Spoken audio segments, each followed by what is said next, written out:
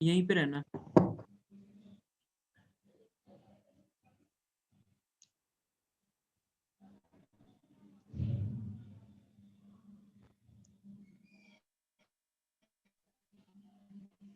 ये रह गया ना। अब है अबॉलिशन ऑफ अनटचेबिलिटी। अनटचेबिलिटी कोई गया तो नहीं? नहीं नहीं sir. No sir. No sir. ये कहता है अबॉलिशन ऑफ अनटचेबिलिटी। आर्टिकल 17 जो है वो अनटचेबिलिटी को अबॉलिश करता है और ऐसी प्रैक्टिस को फॉरबिड करता है कि नहीं हमको करनी चाहिए, और ये एक पनिशेबल होगी, शैल बी एन ऑफेंस। ये एक ऑफेंस है और punishable in accordance with the law. तो इसके लिए हमने क्या बना रखा है, protection of civil rights act 1955, जिसका पहले नाम था अनटचेबिलिटीज एक्ट, और एट्रोसिटीज एक्ट भी है कि अगर कोई अनटचेबिलिटी को वायलेट करता है वगैरह वगैरह, कोई अगर मान लो पहले होता था छुआछूत वगैरह या फिर बहुत सारे प्रैक्टिसेस होती थी, तो उनको हमने आर्टिकल 17 के थ्रू वायलेट करा। और जब ये वायलेट कर रहे थे ना, तब जो अंबेडकर थे ना, उन्होंने इसको सबसे पहले बोला। और ये एक ऐसा आर्टिकल है जिसको किसी ने भी नहीं बोला। आर्टिकल 17 को किसी ने भी वॉयलेट, ये ड्राफ्टिंग कमेटी ने किसी ने भी नहीं बोला, किसी मेंबर ने भी, कि आप इसको मत डालो। सब ने खड़े होके बोला कि हाँ इसको आपको डालना चाहिए, और एक अच्छी बात भी है इनको डालना। क्यों किसी को ऐसे गलत फर्क करना? ठीक है। तो people union for democratic rights versus Union of India, जिसको हम किस केस के नाम से भी जानते हैं, Asad Asiad project workers case, in which it was held that Article 17 is available against private individual also. ठीक है। नेक्स्ट फिर है हमारे पास कि स्टेट जो है वो किसी को भी टाइटल नहीं देगा। पहले याद है हमारे पास बहुत सारे टाइटल होते थे अंग्रेजों के टाइम पे, सर, लॉर्ड। सर जैसे यस ये राय साहब, इस टाइप के। हाँ, राय। राय जो अंग्रेजों का गुलाम होते थे, तो जो अंग्रेजों की आरती उतारते थे वो थे Rai. Yes sir. Confer any title, तो इसमें कौन कौन से टाइटल हो सकते हैं, पर मिलिट्री का या फिर एकेडमिक डिस्टिंक्शन, जैसे बोलते हैं ना रिटायर्ड मेजर जनरल, तो यस सर। या एकेडमी, डॉक्टर, पीएचडी। मान लो तुमने पीएचडी कर लिया अगर कभी, तो तुम अपने आगे, जैसे डॉक्टर मनमोहन सिंह है, पढ़ा लिखा इंसान है। Yes sir. यस। अब ये कहता है कि कोई भी citizen of India, no citizen of India shall accept, shall लिखा है word, except any title from any foreign state. तो तुम वहां से कोई टाइटल नहीं लगा सकते, जैसे घरों के बाहर लगा देते हैं ना। या फिर तुम एक और एकेडमिक टाइटल तुम भी लगा सकते हो एक तो, एडवोकेट। एडवोकेट। पर ये नहीं कि जैसे लोग क्या करते हैं अपने घर के बाहर तो यू कैन डू, बट ये नहीं कि अपना नाम ही आप लिखना स्टार्ट हो जो एडवोकेट।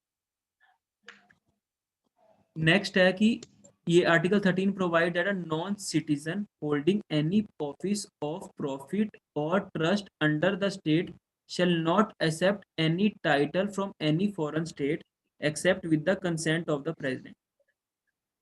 कि अगर आप इंडिया के सिटीजन बेशक आप नहीं हो, पर अगर आप कोई भी हमारा ऑफिस संभाल रहे हो, ऑफिस ऑफ प्रॉफिट या ट्रस्ट, जो कि किसके अंडर है, स्टेट के अंडर है, तो आप कोई भी टाइटल को एक्सेप्ट नहीं करोगे फ्रॉम एनी फॉरेन स्टेट।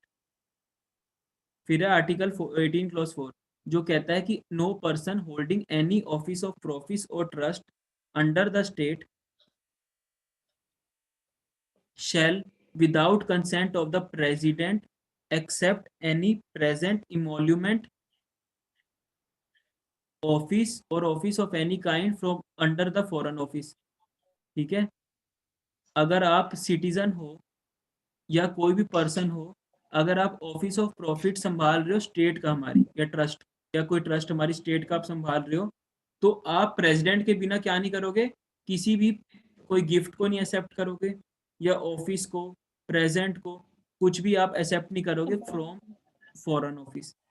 फिर ये केस कई बार प्री में पूछोगे, Balaji Raghavan versus Union of India, supreme court ने इसने हेल्ड किया था कि national awards would not amount to title.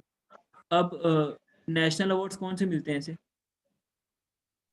Bharat Ratna, Padma Vibhushan.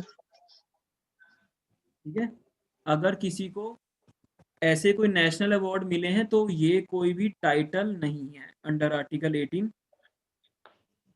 और पर ये नहीं कि आप इसको सफिक्सिस या प्रीफिक्सिस करो, मतलब अपने नाम के आगे लगा दो, इन द सेंस कि भारत पद्म, रत्न सचिन तेंदुलकर।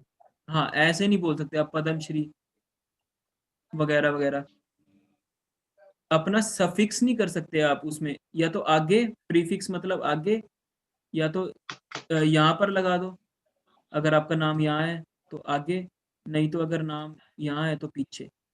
तो ये उन्होंने बोला। Any doubt? Yes sir. No, sir. क्या डाउट है मितान? सर जैसे अब्दुल कलाम जी जब थे हमारे, तो उन्हें कहते थे द मैन ऑफ विंग्स।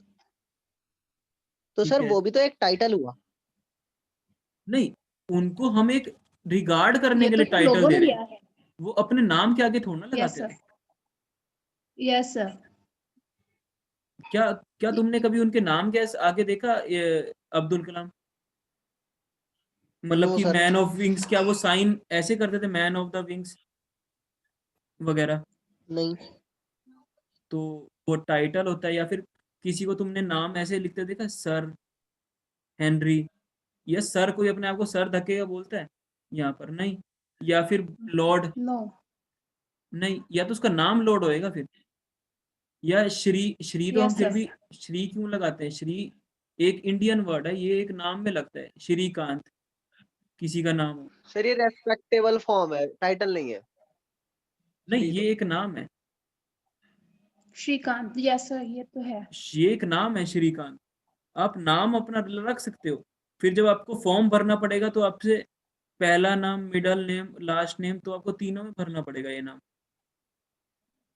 पर ये नहीं कि मैन ऑफ द, जैसे आयरन मैन, हमारा आयरन मैन जिसको हम बुलाते हैं पटेल, आयरन मैन पटेल, वो अपना नाम ऐसे नहीं लिखेंगे कभी भी। वो कैसे लिखेंगे अपना नाम? वो हमेशा अपना नाम सिंपल ही लिखेंगे। क्यों? Yes sir. और कोई doubt? No, sir. No doubt. No, sir. चलो ठीक है, that's all for today, have a nice day. कल से इसकी क्लासेस जो हैं वो आर्टिकल 19 और 20 खत्म करा दूंगा। थोड़ी लंबी चलाते हैं यार इसकी क्लासेस, इसकी क्लासेस छोटी चल रही हैं। अब से हमने इसको सही ढंग से खत्म कर देना है महीने के अंदर, ठीक है? और सर मैं कल Yes. कोई क्लास नहीं लूंगा। अच्छा, तो रिकॉर्डेड भेज सर दो। कल मेरा पेपर है ना। हाँ सर, रिकॉर्डेड दे देना आप। चलो, बेस्ट ऑफ लक।